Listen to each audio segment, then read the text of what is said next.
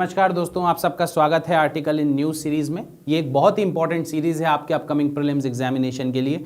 इस सीरीज़ में हम एक आर्टिकल को लेते हैं जो कि न्यूज़ में होता है और उसको रिसर्च करने की कोशिश करते हैं, उसको जानने की कोशिश करते हैं, so that in your upcoming prelims examination if any question is asked from that particular article you will be able to give the answer, correct answer. और आपके मार्क्स मैक्सिमाइजेशन के लिए ये बहुत ज़्यादा ज़रूरी है। तो आज का जो आर्टिकल है जो हम लेकर रिसर्च करने वाले हैं, उसके बारे में जानने वाले हैं, वो है article 94 of the Indian constitution. अब article 94 of the Indian constitution relates with the speaker of the Lok Sabha. ये न्यूज़ में क्यों है? बिकॉज पार्लियामेंट का बजट सेशन चल रहा है और बजट सेशन में काफ़ी हंगामा मचा हुआ है। अभी एक इवेंट हुआ जिसमें leader of opposition was not allowed to speak in the house of the people, because of which the opposition is quite angry and they have come up with the resolution to impeach the speaker of the Lok Sabha. अब हम जानने की कोशिश करेंगे कि impeach word use हुआ है या रिमूवल वर्ड यूज हुआ है। अगर रिमूवल हो सकता है स्पीकर का तो किस तरह से हो सकता है, डेप्यूटी स्पीकर की भी बात करेंगे आज के इस सेशन में। तो मेरे साथ बने रहिए दोस्तों। Article 94 of the Indian constitution तीन इंपॉर्टेंट बातें बोलता है related with the speaker and the deputy speaker. क्या बात? वेकेशन ऑफ द सीट, पहली चीज सीट को खाली करना, वेकेट कर देना। दूसरा क्या? रेजिग्नेशन, ठीक है। और तीसरा रिमूवल। रिमूवल वर्ड का यूज किया है, इंपीच वर्ड का यूज नहीं किया। देखिए, इंपीच वर्ड का यूज सिर्फ प्रेसिडेंट के लिए होता है और आर्टिकल 61 के अंदर प्रोसेस लिखी हुई है कि किस तरह से भारत के जो प्रेसिडेंट हैं उनको इम्पीच किया जा सकता है। इसके अलावा हाई कोर्ट के जज हो, सुप्रीम कोर्ट के जज हो, इन सब का रिमूवल होता है। सिमिलरली स्पीकर का भी रिमूवल होता है दोस्तों। चलिए आते हैं पहले क्लॉज के ऊपर। वेकेशन का क्लॉज क्या है? देखिए, shall vacate his office if he ceases to be the member of the house. सबसे इंपॉर्टेंट चीज क्या है स्पीकर और डेप्यूटी स्पीकर के लिए? They should be the member of the Lok Sabha. अगर वो मेंबर ऑफ लोकसभा नहीं है तो वो स्पीकर या डेप्यूटी स्पीकर नहीं बन सकते, क्योंकि स्पीकर और डेप्यूटी स्पीकर उन्हीं में से चुना जाता है जो कि मेंबर ऑफ लोकसभा है। तो सबसे पहली बात, अगर the person ceases to be the member of the house, they also ceases to be the member to be the chairman और द डेप्यूटी चेयरमैन। ठीक है, ये पहला क्लॉज है, बहुत इंपॉर्टेंट क्लॉज। दूसरा important clause, may at the time by writing under his hand address his resignation. अगर speaker है तो डेप्यूटी स्पीकर को रेजिग्नेशन थमाएंगे, और अगर डेप्यूटी स्पीकर है तो स्पीकर के हाथ में रेजिग्नेशन थमाएंगे, तो रिजाइन कर सकते हैं अपनी सीट से। ये एक दूसरा है। देखिए, हम सीट के वैकेंट होने की बात कर रहे हैं। पहले तो कब हो जाएगी?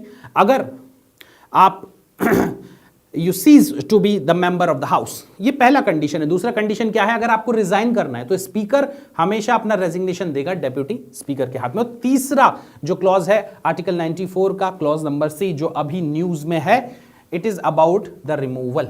रिमूवल कैसे होता है? By majority of the then membership of the house. A resolution of the House of the People passed by the majority of all the then members of the House. Rajya Sabha के चेयरमैन को भी इसी तरह से remove किया जा सकता है, isn't it? डेप्यूटी चेयरमैन को भी इसी तरह से रिमूव किया जा सकता है। सेम प्रोसेस होती है, remove from his office by the resolution of the house of the people. अब जो चेयरमैन होते हैं राज्यसभा के, वो तो वाइस प्रेसिडेंट होते हैं, तो वाइस प्रेसिडेंट का रिमूवल होता है आर्टिकल 67 के अंदर। डेप्यूटी चेयरमैन जो होते हैं उनको आर्टिकल 90 के अंदर रिमूव किया जा सकता है। But we are talking about the speaker of the Lok Sabha or the deputy speakers of the Lok Sabha, they can be removed under article 94 clause number C। और प्रोसेस क्या है? बहुत सिंपल है। Majority, a resolution has to be passed by the majority of the then membership of Lok Sabha, only Lok Sabha।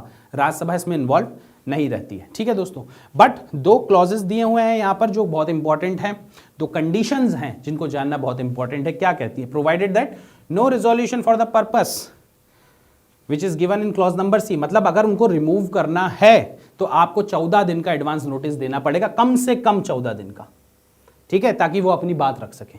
14 दिन का advance notice देंगे तब ही उनका रिमूवल प्रोसेस शुरू होगा। दूसरा जो कंडीशन दिया हुआ है, whenever the house of the people is dissolved, the speaker shall not vacate his office until the next Lok Sabha comes in। अब यहां पे जो आपको स्पीकर की सीट वेकेट होने की बात हो रही है, तो जब तक वेकेट नहीं होती है स्पीकर की सीट तब तक नेक्स्ट लोकसभा ना आ जाए। और ये कंडीशन कब लागू होती है? जब लोकसभा डिसॉल्व हो रही है। आप सोचकर देखिए कि एक लोकसभा का टर्म पूरा हो गया या फिर उसको डिसॉल्व करने के लिए रिकमेंड कर दिया प्राइम मिनिस्टर ने और उनकी कैबिनेट ने, और पर्टिकुलर उस सेशन की, मतलब वो जो पूरी लोकसभा है वो डिसॉल्व हो गई, तो जो स्पीकर थे वो बने रहेंगे। कब तक बने रहेंगे? जब तक इलेक्शन ना हो जाए और नई लोकसभा ना आ जाए। और जब नई लोकसभा आती है तब भी स्पीकर बने रहेंगे, जब तक प्रो टेम स्पीकर को नहीं सीट पर बिठा दिया जाएगा। और जब प्रो टेम स्पीकर आते हैं देन एक नए स्पीकर के लिए